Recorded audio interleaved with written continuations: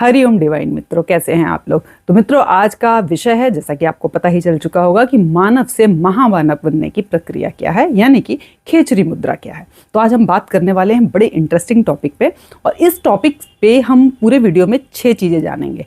पहला, खेचरी मुद्रा क्या है। दूसरा, खेचरी मुद्रा से हमें क्या क्या लाभ है, मतलब हमें क्यों करनी चाहिए। तीसरा, इसकी प्रोसेस क्या है, इसकी सावधानियाँ क्या हैं, जीभ को लंबा और स्ट्रेचेबल बनाने की कौन कौन सी टेक्निक्स हैं, और एंड में इसको हम प्रैक्टिकली कैसे करेंगे। तो ये सारा कुछ हम जानेंगे, एक एक करके हम सारी चीज़ों पे बात करते हैं। तो सबसे पहले हम बात करते हैं कि खेचरी मुद्रा है क्या। तो मित्रों, खेचरी मुद्रा में जैसा कि आपको नाम से पता चल रहा हो, 2 शब्द हैं, खा और चर। तो खा का मतलब है आकाश या फिर परम सत्ता, परम सत्य। दूसरा है चर, चर का मतलब है चरना या फिर विचरण करना। तो इसका मतलब हुआ कि आकाश में चरना या फिर परम सत्ता में विचरण करना। अब ये नाम क्यों रखा गया है, आप देखेंगे, अगर आप ये वीडियो देख रहे हैं तो आपको खेचरी के बारे में थोड़ा बहुत तो आइडिया होगा ही। तो इसमें हम क्या करते हैं, जीभ को पीछे की तरफ मोड़ के फिर ऊपर नासिका गुहा में ऊपर की तरफ लेके जाते हैं। तो मतलब कि हमारी जो जीभ है वो आकाश की ऊपर तरफ रहती है, मतलब ऊपर की तरफ रहती है, और उसी समय हमारा जो चित्त है, जो हमारा मन है, वो हमारे आज्ञा चक्र पे केंद्रित रहता है। तो दोनों चीज़ें, हमारा चित्त और हमारी जिह्वा, दोनों जो है ऊर्ध्वगामी होते हैं, मतलब ऊपर की तरफ होते हैं। तो यानी कि परम सत्ता में विचरण करते हैं या आकाश में चरते हैं। तो इसलिए इसका नाम खेचरी रखा गया। और इसके बड़े सारे नाम हैं मित्रों, सिर्फ खेचरी नहीं, इसको कई लोग जिह्वा का ताला बोलते हैं, जीभ का ताला। कुछ लोग कहते हैं योगियों की माँ है ये, कुछ कहते हैं कि सारी मुद्राओं का राजा है।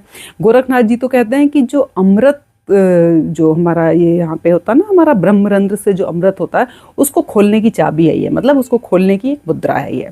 इसी तरीके से बहुत सारे आप देखेंगे, योग कुंडलिनी में कहा गया है कि ये वो मुद्रा है जिससे आप अजर अमर हो सकते हैं। मतलब कि आपको कोई भी बीमारी, आपकी उम्र रुक जाएगी, आपको कोई बीमारी नहीं लगेगी, बुढ़ापा नहीं आएगा। तो इस तरीके का बहुत विस्तृत वर्णन दिया गया है योग कुंडलिनी में। और हमारे लाहिड़ी बाबा जी, नाम सुना होगा आपने, श्री श्री श्यामाचरण लाहिड़ी जी, जो कि कलयुग में क्रिया योग के प्रथम, मतलब क्रिया योगी कहे जाते कलयुग में, जिनको महाअवतार बाबा जी ने खुद दीक्षा दी थी।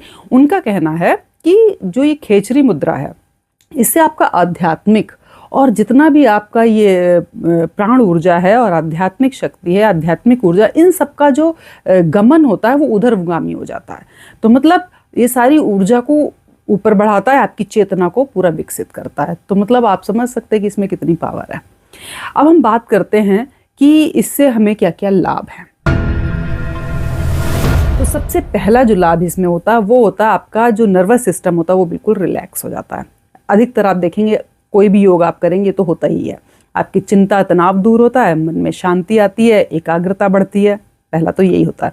दूसरा इसमें क्या होता है कि आपकी भूख प्यास बिल्कुल गायब हो जाती है, क्योंकि जो भूख प्यास है वो लगती है हमें, उसकी जो फीलिंग आती है वो हमें आती है हाइपोथैलेमस की वजह से।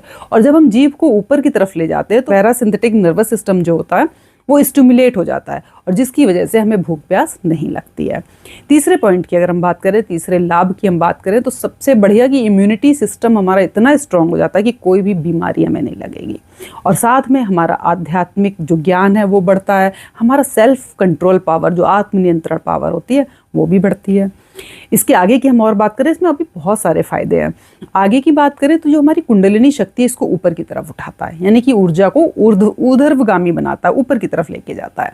और साथ में अगर कोई भी सांप काट ले, ऐसा लिखा हुआ है घेरंड संहिता में कि अगर जिसको भी खेचरी लगानी आती है, तो अगर कोई सांप काट लेता है या किसी भी तरीके का जहर आपकी बॉडी में पहुंचता है तो वो असर नहीं करेगा, इस तरीके का लिखा गया है।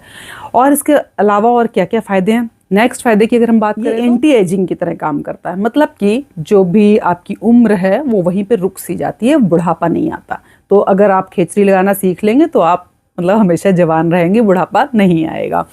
और इन सब के अलावा, ये तो चलिए फिर भी ठीक है, समझ में आती बात है, लेकिन जो सबसे मेन बात है और बड़ी ही गूढ़ बात जिसे हम कहेंगे, जो गूढ़ कहना चाहिए, लाभ क्या है इससे, बहुत सारे योगियों ने इसी मुद्रा के दम पे सूक्ष्म यात्रा की है। सूक्ष्म यात्रा का मतलब जो ये हमारा स्थूल शरीर है, इसमें से सूक्ष्म शरीर बाहर निकल जाएगा और वो पूरी यात्रा करके आगे वापस फिर इसी में आ जाएगा। जैसे कि आपने पढ़ा होगा अगर बाई चांस, कि लाहिड़ी बाबा जी जो थे वो जहाँ पे जॉब करते थे, तो वहाँ पे जिस जगह पे काम करते थे, जो उनके बॉस थे, उनकी पत्नी जो थी वो फॉरेन कंट्री में कहीं रहती थी और कुछ बीमार थी, तो उनको जो दवाई चाहिए थी, जो जड़ी बूटी वगैरह चाहिए थी, वो वहाँ नहीं थी, वो भारत में ही थी। तो लाहिड़ी बाबा जी सूक्ष्म रूप में वो दवाई उनको वहाँ देकर आए थे। तो जब वो वापस आ गए, किसी को कुछ नहीं पता चला, बस उनकी पत्नी ने बोला कि जो आपने भिजवाया वो मिल गया, लेकिन वो पता नहीं चल पाया कि कौन लाया, कैसे लाया। बहुत टाइम के बाद जब वो वापस आई भारत में और जब वो उनके ऑफिस में गई, तब उन्होंने लाहिड़ी बाबा को वहाँ पे देखा, तो उन्होंने कहा हाँ यही तो आए थे मुझे दवाई देने। तब पता चला था इस पूरे कहानी के बारे में। और भी बहुत सारे संतों की बात अगर हम करें, जैसे कि विशुद्धानंद जी सूक्ष्म शरीर से ही जाके ज्ञानगंज की यात्रा करके आते थे और सूर्य की रोशनी से वो अपने रोम छिद्रों में से स्फटिक निकाल लेते थे। और जैसे कि तेलंग स्वामी जी 300 साल के उम्र रही है उनके शरीर की, मतलब। तो बताते वो इतना ध्यान मग्न रहते थे, इतना योग में इतने हाई लेवल पे पहुंच चुके थे कि उनको अपने शरीर का ध्यान नहीं रहता था। वो नंगे बिना वस्त्रों के नग्न अवस्था में ऐसे घूमते रहते थे। तो कई लोगों ने उनकी शिकायत कर दी, तो बहुत शिकायतों के बाद कुछ पुलिस वाले उन्हें ले जाके जेल में बंद कर दिया।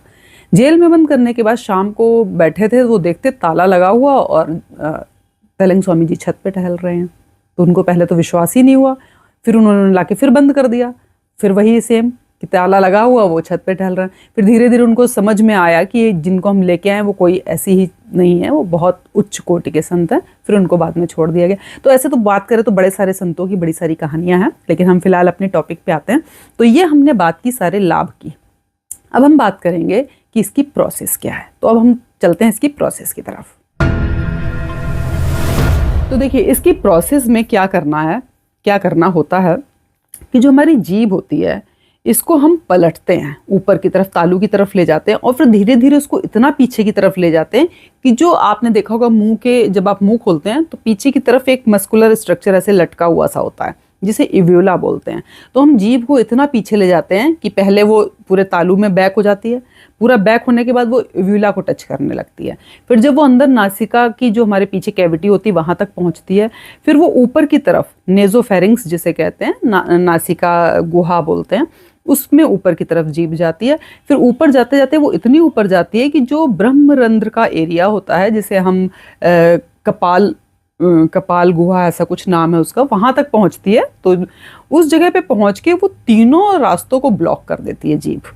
3 रास्ते कौन कौन से, जैसे मान लीजिए पूरी कैविटी है यहाँ से लेके यहाँ तक सीधा, ठीक है। एक रास्ता जहाँ पे ये मुंह की एंडिंग यहाँ पे खत्म हो रही, वो एक रास्ता, एक जहाँ पे नाक की एंडिंग बैक में खत्म हो रही वो, और एक जहाँ पे ये वाला रास्ता नाक के ऊपर की तरफ का रास्ता, जहाँ पे ब्रह्मरंध्र का जो एरिया कहा जाता है। ये तीनों रास्ते जो होते हैं वो जीभ से पूरे ब्लॉक हो जाते हैं, ठीक है। अब ये जो रास्ते ब्लॉक होने के लिए आपको जीभ चाहिए बहुत लंबी, तभी तो ये पीछे तक जाके और ऊपर तक जाके इतना सब कुछ हो पाएगा। साथ में जीभ लंबी भी चाहिए और साथ में हमें, जब हमारा चित्त आज्ञा चक्र पे स्थिर होगा, मतलब 2 काम एक साथ होंगे। सिर्फ जीभ को वहां तक ले जाना ही खेचरी मुद्रा में आप अचीव नहीं कर सकते, उसमें सिद्धि नहीं पा सकते, जब तक कि आपका चित्त जो है वो आपके आज्ञा चक्र पे केंद्रित होना ना सीख ले। तो मतलब 2 प्रोसेस साथ साथ चलेंगी। एक तरफ आपको जीभ स्ट्रेच करके ऊपर ले जाना है, दूसरी तरफ आपका चित्त, आपका मन कूटस्थ पे, आज्ञा चक्र पे एकदम स्टेबल होना चाहिए, कुछ भी हलचल में नहीं होना चाहिए। तब हम खेचरी मुद्रा कहेंगे अचीवमेंट हुआ। तो ये तो बहुत लॉन्ग प्रोसेस है, एक बार में तो होने की है नहीं। तो इसमें जो सबसे पहले हमें सीखना है वो हमें क्या सीखना है कि जीभ को हम इतना लंबा कैसे करें कि हम उसको पीछे ले जाएं फिर ऊपर ले जाएं उसी जीभ को। तो इसको लंबा करने की प्रोसेस क्या, तो हमारा नेक्स्ट पॉइंट आता है कि जीभ को लंबा और स्ट्रेचेबल कैसे करें।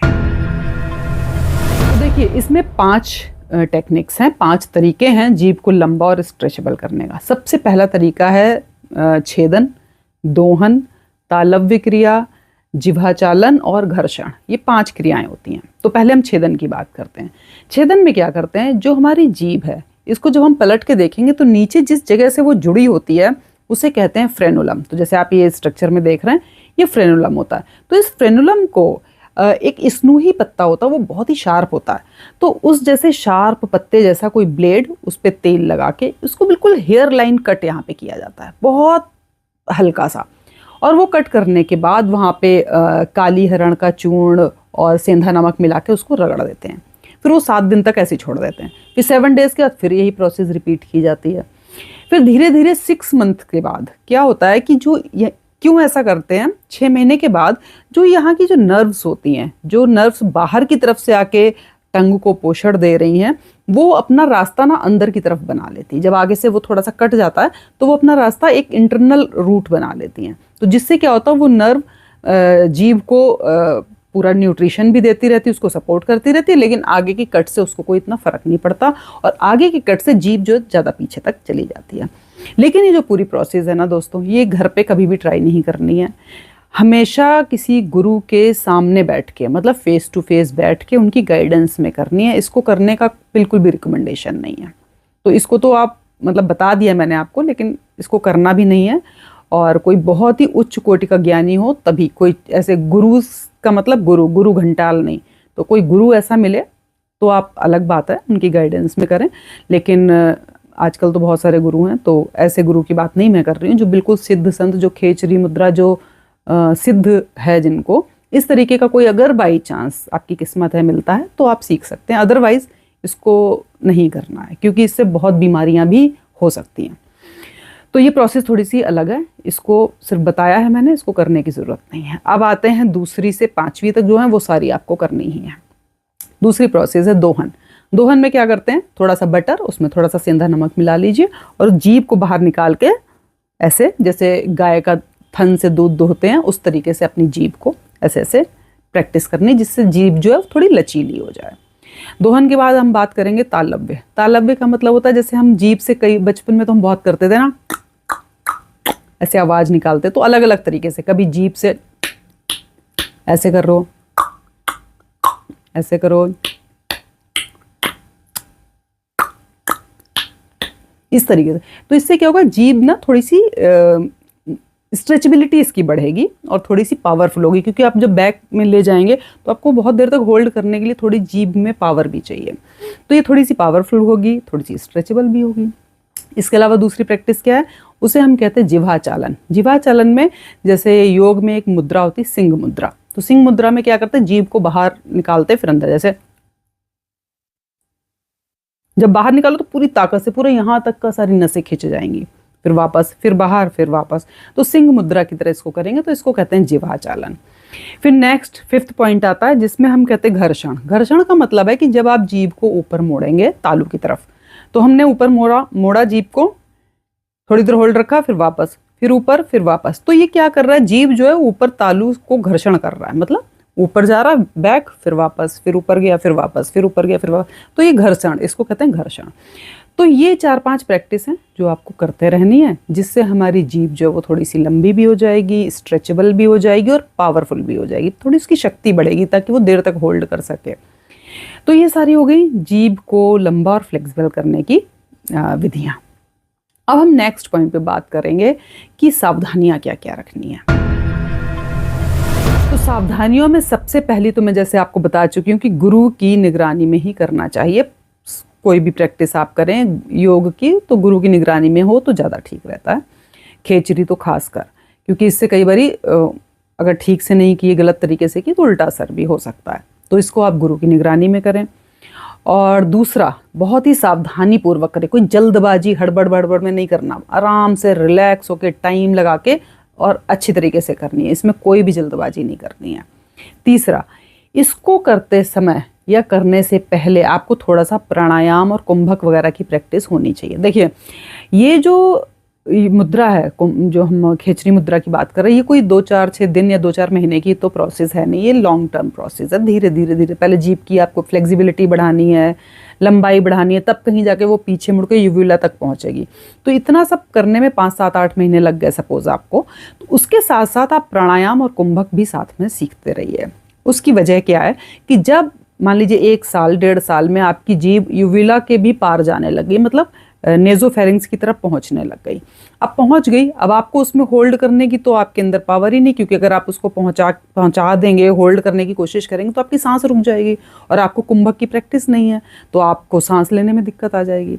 तो इसलिए प्राणायाम की प्रैक्टिस कीजिए, कुंभक की प्रैक्टिस कीजिए, ताकि देर तक जीभ होल्ड रहे तो आपको सांस लेने लाने में किसी तरीके से कोई दिक्कत नहीं आए, तो आप देर तक उसको होल्ड कर सकते हैं और इस प्रोसेस को अच्छे से सीख पाएंगे टाइम देके। मतलब देर तक प्रैक्टिस करेंगे, देर तक होल्ड करेंगे तो आप जल्दी से, जल्दी इन द सेंस कि जितना भी टाइम लगना है तो उस हिसाब से आप उसके हिसाब से जल्दी से सीख पाएंगे। वैसे तो पता नहीं किसको कितना टाइम लगे, किसी को 4 महीने, किसी को 8 महीने, किसी को सालों साल भी लग जाते, किसी कोई सीख भी नहीं पाता। तो ये सब आपकी इच्छा पे, आपके जुनून पे, आपकी कंटिन्यूटी पे और इन सब पे निर्भर करता है। सबका अलग अलग है। तो जैसे भी आप जिस सोच के हिसाब से करेंगे, क्योंकि सिर्फ जीभ की बात नहीं है, इसमें आपको अपने चित्त को भी अपने आज्ञा चक्र पे केंद्रित करना। तो मतलब शांभवी भी आपको आनी चाहिए। तो आप देखिए इसमें कितनी चीज़ होगी। आपको प्राणायाम भी आना चाहिए, आपको कुंभक भी आना चाहिए, आपको शांभवी भी आनी चाहिए, साथ में आपको इसकी प्रैक्टिस करनी। तो ये सब कुछ साथ साथ चलेगा, ये नहीं कि एक अलग अलग अलग अलग। क्योंकि अभी हम लास्ट में इसकी प्रैक्टिस कराएंगे तो हम दिखाएंगे कि किस तरीके से सब कुछ साथ में चलता है। तो प्राणायाम तो आपको रोज करना ही है, तो प्राणायाम तो साथ में रहेगा ही रहेगा, वो तो आप करते ही रहिए। प्राणायाम करते करते ही बीच बीच में कुंभक सीखते जाइए। जैसे मान लीजिए हम वो कर रहे हैं, अनुलोम विलोम सपोज कर रहे हैं, तो हमने लेफ्ट से सांस ली, राइट से छोड़ी, राइट से ली, लेफ्ट से छोड़ी, बिना कुंभक के हमने कर लिया। फिर धीरे धीरे प्रैक्टिस बढ़ाया कि हमने लेफ्ट से ली, थोड़ी देर होल्ड किया, फिर राइट से छोड़ी, फिर राइट से ली, थोड़ी देर होल्ड किया, फिर लेफ्ट से छोड़ी। तो जो होल्डिंग टाइम है कुंभक कहलाता है। तो आप चाहें तो मेरा वो वीडियो आप देख सकते हैं जिसमें मैंने आपको नाड़ी शोधन का पूरा बताया। तो आप उस तरीके से पहले हमें अपनी नाड़ी को शुद्ध करना है, नाड़ी शोधन करना है, और साथ में शांभवी भी सीखनी। शांभवी वाला वीडियो भी आप देख सकते हैं, बहुत डिटेल में सारा कुछ समझाया है मैंने। तो आपको ये करने के लिए शांभवी, नाड़ी शोधन और ये खेचरी मुद्रा, ये तीनों आपको कंबाइंडली सीखना और करना है। तो इकट्ठा तो कुछ नहीं होता, धीरे धीरे कोशिश करेंगे तो सब होने ही लगेगा। और हाँ मित्रों, एक ग्रंथ होता है तांत्रिक शैव ग्रंथ, उसमें लिखा हुआ है कि जब हम जीभ को ऊपर ले जाते हैं, ब्रह्मरंध्र के क्षेत्र में ले जाते हैं, और वहां से जब अमृत का स्राव होता है, तो शुरुआत में कभी वो नमकीन, कभी कसैला, कभी खट्टा, ऐसा ऐसा महसूस होता है। फिर धीरे धीरे जैसे प्रैक्टिस अच्छी होती जाती है तो वही श्राव जो है वो हमें मीठा महसूस होता है। तो जब नमकीन, कसैला ऐसा कुछ महसूस होता है तो उसे थूक देना चाहिए, और जब मीठा महसूस हो तो उसको निगल लेना चाहिए, सोलो कर लेना चाहिए। इस तरीके का उसमें लिखा हुआ है। अब हम इसकी प्रैक्टिस की बात करते हैं। तो इसकी प्रैक्टिस हमें कैसे करनी है वो समझते हैं। तो इसकी प्रैक्टिस के लिए आप या तो पद्मासन में बैठ जाइए, या फिर नहीं बैठ सकते सुखासन में बैठ जाइए। जमीन पे नहीं बैठ सकते तो आप चेयर पे बैठ जाइए। लेकिन आपको बस ध्यान रखना है, अगर आप चेयर पे हैं तो आपके हाफ लेग, मतलब काफ एरिया और थाई 90 डिग्री पे होना चाहिए, थाई और बॉडी वो भी 90 डिग्री पे होना चाहिए। तो इस तरीके से बिल्कुल पैर और थाई 90 डिग्री पे, फिर थाई और बॉडी ये भी 90 डिग्री पे। तो इस तरीके से स्ट्रेट बैठना है। और अगर ज़मीन पे बैठते हैं, आसन पे बैठते हैं, तो भी आपको अपनी रीढ़ की हड्डी बिल्कुल सीधी रखनी है। हाथों की पोजीशन आप ज्ञान मुद्रा में रख लीजिए। इसके बाद आपको क्या करना, आंखें आपको शांभवी मुद्रा में रखनी है। अभी शुरुआत में अगर आपको शांभवी नहीं आती तो कोई बात नहीं, आंख बंद करके कोशिश कीजिए आंखों को यहाँ पर केंद्रित करने की। उसके बाद आपको जीभ की प्रैक्टिस करनी है। तो अब आपको जीभ की प्रैक्टिस के लिए क्या करना है, आप अपनी जीभ को ऊपर तालू की तरफ ले जाएंगे और फिर उसको पीछे मोड़िएगा। पीछे मोड़ा, अब फिर आप सांस के साथ इसको कीजिए। जैसे पीछे मोड़ा, कोई भी एक मंत्र ले लीजिए, जैसे आपने सोहम बोलते हैं, या फिर जैसे राम बोलते हैं, राधा बोलते हैं, श्री राधे बोलते हैं, कुछ भी। तो सांस लेने के साथ जीभ को आगे की तरफ धक्का देंगे और फिर सांस छोड़ने के साथ जीभ को बाहर लाएंगे। जैसे सपोज ये तालू है मान लीजिए, तो जब जीभ यहाँ से आप ऊपर ले जाएंगे तो सांस लेने के साथ पीछे, फिर सांस छोड़ने के साथ फिर आगे रहेगी तालू पे ही, लेकिन थोड़ा पीछे मुड़ेगी, फिर थोड़ा आगे आ जाएगी, फिर थोड़ा पीछे मुड़ेगी, फिर थोड़ा आगे आ जाएगी। जैसे हमने सांस लिया,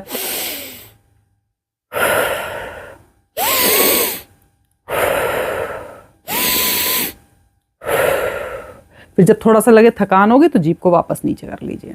1-2 सेकंड रुक के फिर यही प्रोसेस, सांस के साथ जीभ पीछे और सांस छोड़ने के साथ जीभ आगे, पीछे आगे रहेगी तालू पे ही, पीछे फिर आगे।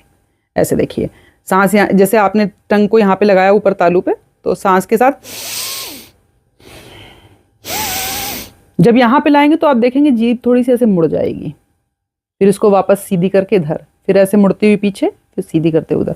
तो इस तरीके से आप धीरे धीरे प्रैक्टिस करिए। आंखें बंद शांभवी में रखने की कोशिश कीजिए और जीभ को सांस लेते हुए पीछे आगे, पीछे आगे, पीछे आगे। फिर थक गए, रिलैक्स, फिर 2-3 सेकंड रुक के फिर जीभ को ऊपर आगे नीचे की तरफ से ऊपर लगा के फिर पीछे, फिर आगे, फिर पीछे, फिर आगे। सांस के साथ करेंगे तो अच्छा लगेगा। और आंख बंद करके उसको महसूस भी कीजिए, ऐसा फील कीजिए कि मेरी टंग जो है पीछे जाती जा रही है, दिन पे दिन मेरी प्रैक्टिस अच्छी होती जा रही है। जैसे जैसे आपके दिन बढ़ते जाए, आप ऐसा सोचिए मन में कि मेरी जीभ तो पीछे हो रही है, मैं बड़े आराम से कर पा रहा हूँ, मैं बहुत जल्दी भी अचीव कर लूँगा। पॉजिटिव एक साथ में, एक अफर्मेशन साथ में लेके मन में, और उसको पॉजिटिवली कीजिए, महसूस कीजिए आंख बंद करके कि कहाँ पे जीभ पहुँच रही है, आप क्या महसूस कर रहे हैं। एक अच्छी फीलिंग के साथ इसको करेंगे तो 100% आप इसको सीख पाएंगे। थोड़ी लंबी प्रोसेस है, थोड़ा टाइम भी लगता है, लेकिन ये कि मेरा मानना है कि इंसान क्या नहीं कर सकता, हम चाहें तो कभी भी मानव से महामानव बन सकते हैं। तो चलिए मिलती हूँ आपको अगले वीडियो में, तब तक के लिए जय श्री कृष्णा।